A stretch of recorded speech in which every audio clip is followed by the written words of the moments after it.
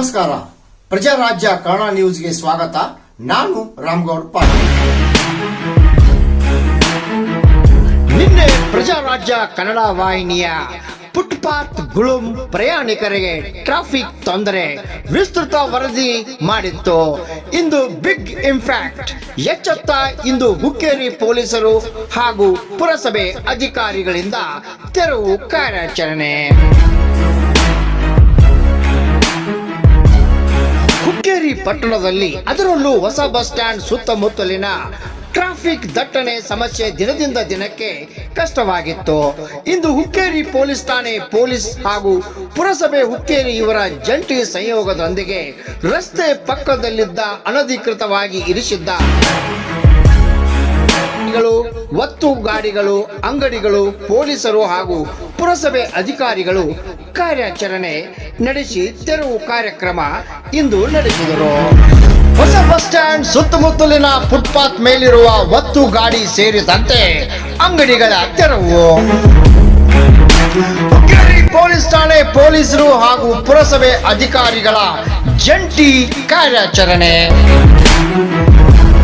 ಪ್ರಜಾರಾಜ್ಯ ಕನ್ನಡ ವಾಹಿನಿಯ big impact ವರದಿಗೆ ಎಚ್ಚೆತ್ತ ಹುಕ್ಕೇರಿ ಪೊಲೀಸರು, ಪುರಸಭೆ ಅಧಿಕಾರಿಗಳು. ಇಂಥ ಕಾರ್ಯಕ್ಕೆ ಸಾರ್ವಜನಿಕರ ಮೆಚ್ಚುಗೆ ಸಾಥ್ ಕೂಡ ಕೊಡಬೇಕು. ಅಂದ್ರೇನೆ ಜಾತ್ರೆಗೆ ಕಳೆ ಬರುವುದು, ಇಂಥ ಕಾರ್ಯ ನಡೆಯುವುದು.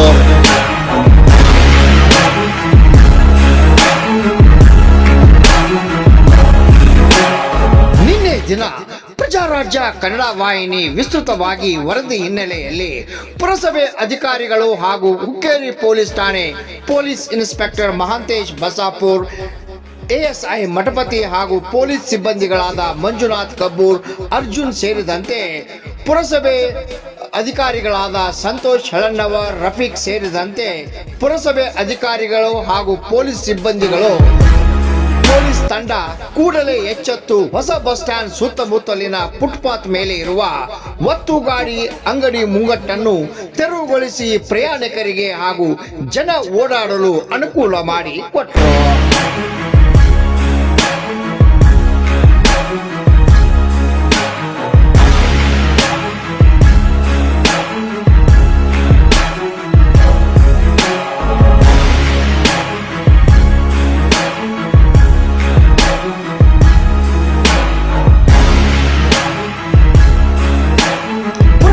ಅಧಿಕಾರಿಗಳಿಗೆ ಹಾಗೂ ಪೊಲೀಸ್ ಸಿಬ್ಬಂದಿಗಳಿಗೆ ಸಾರ್ವಜನಿಕರಿಂದ ಮೆಚ್ಚುಗೆ. ಇಂಥ ಕಾರ್ಯಕ್ಕೆ ಸ್ವ ಇಚ್ಛೆಯಿಂದ ಸಾರ್ವಜನಿಕರು ಕೂಡ ಅಧಿಕಾರಿಗಳ ಜೊತೆ ಕೈ ಜೋಡಿಸಬೇಕು. ಅಂದ್ರೆ ಈ ಹುಕ್ಕೇರಿ ಜಾತ್ರೆ ಸೌಹಾರ್ದಿಕತೆಯ ಈ ಜಾತ್ರೆಯ ಕಳೆ ಬರೋದು. ಹುಕ್ಕೇರಿ ಅಂದ್ರೆ ಹಾಗೆ, ಇಲ್ಲಿ ಜನ ಎಲ್ಲರೂ ಸಹೋದರತ್ವ ಸೌಹಾರ್ದತೆಯಿಂದ ಎಲ್ಲರೂ ಒಟ್ಟಾಗಿ ಇರ್ತಾರೆ. ಇಂತಹ ಕಾರ್ಯಕ್ಕೆ ಸ್ಥಳೀಯರು ಸಾರ್ವಜನಿಕರಿಂದಲೂ ಮೆಚ್ಚುಗೆ ವ್ಯಕ್ತ.